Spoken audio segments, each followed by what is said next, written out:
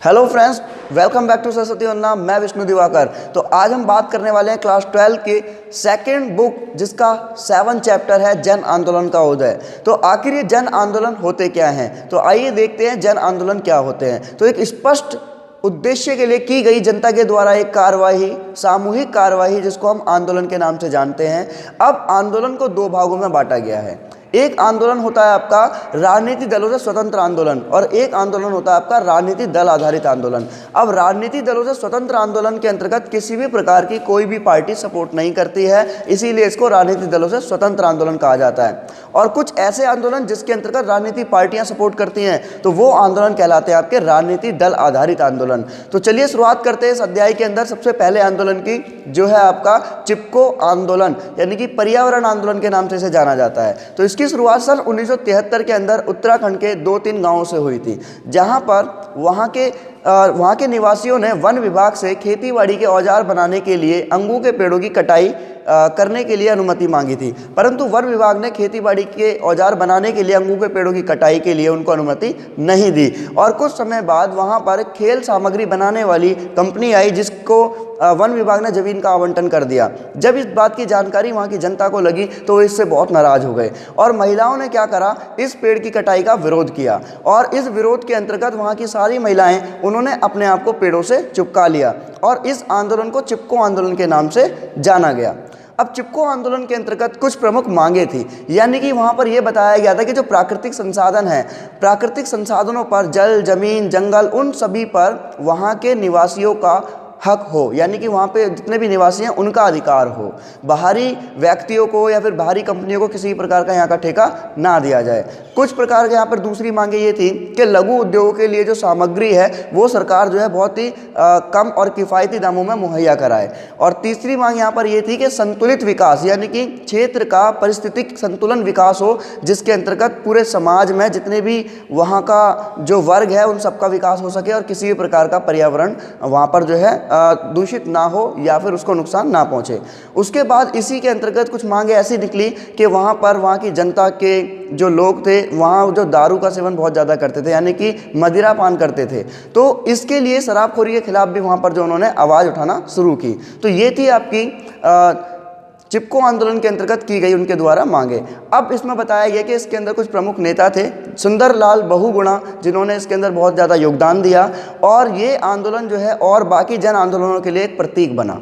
और महिलाओं को यहाँ पर अधिकारों के प्रति जागरूकता किया गया, महिलाओं को अपने अधिकारों के प्रति जागरूकता मिली, उन्हें ये पता चला कि उनके क्या क्या अधिकार हैं।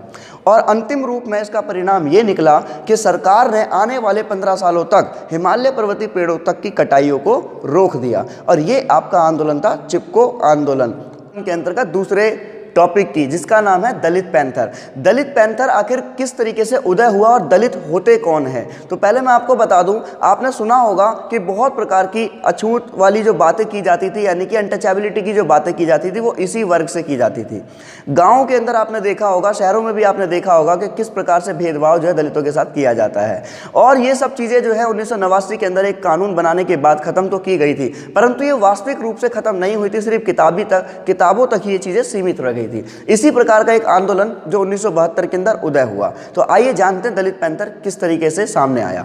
तो सन 1970 के दशक के अंतर्गत 1972 में दलित युवाओं की सबसे पहली पढ़ी लिखी पीढ़ी, जिन्होंने अपने ऊपर हो रहे अत्याचार के विरुद्ध एक आंदोलन किया और उस आंदोलन के अंतर्गत एक संगठन का निर्माण किया, जिस संगठन का नाम था दलित पैंथर। अब दलित पैंथर जो था, इनकी मांगे क्या थी? इस आंदोलन की सबसे पहली मांग थी कि जो जाति आधारित भेदभाव उनके साथ किया जाता था समाज में, वो खत्म कर दिया जाए। जो भौतिक संसाधनों के अंतर्गत उनके साथ में छुआछूत की बात की जाती थी, अनटचेबिलिटी की बात की जाती थी, उसको समाप्त कर दिया जाए। धीरे धीरे इन लोगों ने एक और मांग अपने सरकार के समक्ष रखी कि आरक्षण की मांग, कि सरकार जो है इनको आरक्षण दे। उसके बाद में इन्होंने एक और मांग की कि जो महिलाओं के साथ में, दलित महिलाओं के साथ में बहुत दुर्व्यवहार किया जाता था और उसको खत्म करने की मांग की गई। और उसके बाद एक और मांग इन्होंने सामने रखी कि जो भूमिहीन किसान हैं, जो गरीब वर्ग के लोग हैं, जो वंचित वर्ग के लोग हैं, उन सभी को उनके वाजिब हिस्से दिए जाएं और उनको उनका अधिकार दिया जाए। उसके बाद दलित युवाओं के अंतर्गत शिक्षा का प्रसार बहुत ही तेजी से किया गया और बहुत सारी इसमें गतिविधियां थी।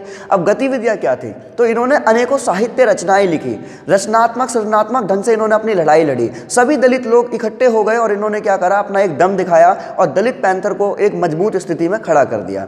अब अत्याचार के विरुद्ध इन लोगों ने आवाज उठाना शुरू कर दी थी, क्योंकि बहुत ही लंबे समय से इन लोगों के ऊपर अत्याचार हो रहे थे।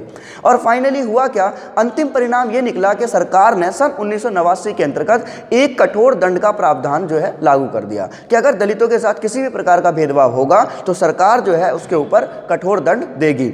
इस प्रकार की चीजें होने के बाद दलित पैंथर का जो है राजनीतिक पतन कुछ समय बाद हो गया। अब दलित पैंथर का जब राजनीतिक पतन हुआ तो वो राजनीतिक पतन होने के बाद वो एक नए संगठन के रूप में तब्दील हो गया, जिसका नाम बना बामसेफ। इस चैप्टर के अंदर थर्ड आंदोलन की, यानी कि BKU, भारतीय किसान यूनियन, या आपसे पूछा जाए मेरठ संकट क्या था, तो यहाँ पर आपको मैं बताने वाला हूँ कि भारतीय किसान यूनियन आंदोलन की शुरुआत कैसे हुई, कहाँ से हुई और क्यों हुई। तो शुरुआत करते हैं कि हमारे 29 राज्यों में से एक उत्तर प्रदेश, जहाँ पर एक मेरठ नाम की जगह है, उसके अंतर्गत 1988 के अंतर्गत 20,000 से भी ज़्यादा किसान इकट्ठे हुए और सरकार के विरुद्ध बिजली के दाम जो बढ़ा दिए गए थे उसका विरोध करने के लिए उन लोगों ने बिजली दफ्तर के सामने धरना प्रदर्शन शुरू कर दिया। अब इनकी कुछ प्रमुख मांगे थी। मांगे ये थी कि जो बिजली की दरें बढ़ाई गई हैं उसको जो है कम किया जाए। दूसरी मांग कि सरकार क्या करे, फसल के मूल्य में बढ़ोतरी करे, यानी कि जो गेहूं हैं, जो गन्ने हैं, इनके जो फसल के जो मूल्य दिए जाते थे उसमें बढ़ोतरी की जाए। और अंतर्राष्ट्रीय स्तर पर जो व्यापार में प्रतिबंध लगे गए थे, प्रतिबंधों को हटाने की मांग की गई। उसके बाद निर्बाध विद्युत आपूर्ति की सुनिश्चितता इन्होंने मांगी कि भाई हमारे को किसी भी प्रकार की कोई भी रोक टोक ना हो और बिजली की आपूर्ति पूर्ण रूप से मिल सके। और एक प्रकार की मांग इन्होंने ये भी की थी कि जितने भी किसान हैं, किसानों के लिए पेंशन का प्रावधान किया जाए, क्योंकि एक किसान पूर्ण रूप से अपना पूरा वर्ष जो है काम में लगा देता है और उसके बाद अगर उसकी फसल खराब हो जाती है तो भाई उसका जो घर है, घर गृहस्थी चलाना उसके लिए बहुत दिक्कत हो जाती है। तो इसीलिए पेंशन का प्रावधान किया गया। और उसकी मांग करने के बाद यहाँ पर उन्होंने एक चीज़ और बोली, कर्ज की माफ़ी, यानी कि जितने भी किसान थे उनके ऊपर बहुत सारा कर्ज था और उन किसानों ने एक मांग ये भी की कि उनके ऊपर बकाया जो कर्ज है वो सारा माफ़ कर दिया जाए। इनकी कुछ निश्चित गतिविधियाँ थी कि इन लोगों ने अपनी मांगे पूरा करने के लिए धरना प्रदर्शन दिया, रैली की इन्होंने, और इन्होंने जो है जेल भरो आंदोलन का भी इन्होंने जो है सपोर्ट लिया, यानी कि जेल भी भरने की कार्रवाई इन्होंने की और सरकार पर दबाव डाला।